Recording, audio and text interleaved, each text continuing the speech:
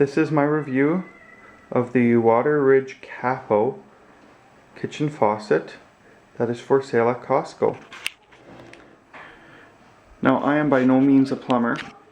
That said, it still took less than half an hour to do the install. It was very painless to install. The instructions are very good, and if you've done any kind of a tap before, any kind of a faucet before, then you'll have no problems installing it. It is huge looking in the house, so if that appeals to you, that's great, but it didn't seem this overbearing in the store, but it is quite big here. We're going to take it back.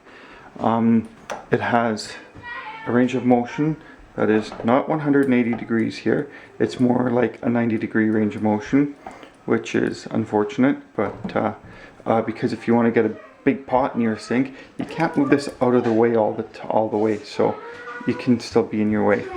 Other than that, the brushed nickel finish is nice.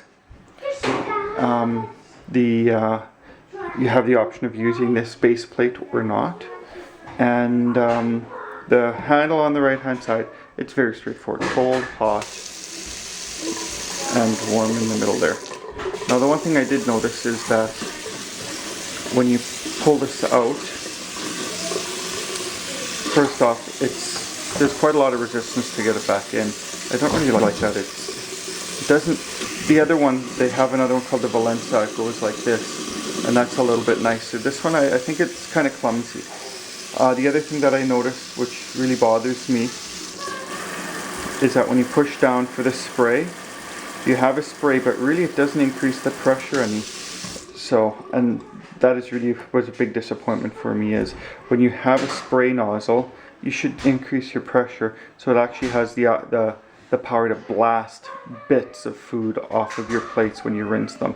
When it really does nothing but change the pattern, that's just doesn't cut it for me. So the styling is very nice. It's very contemporary.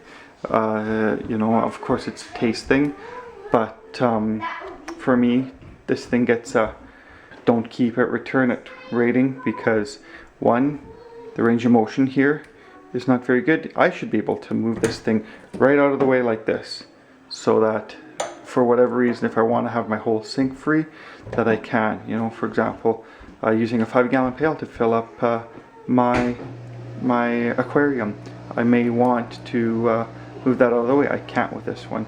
And two, the nozzle. So those two big downsides for this tap is why it's getting uninstalled and returned to the store. Thanks for watching.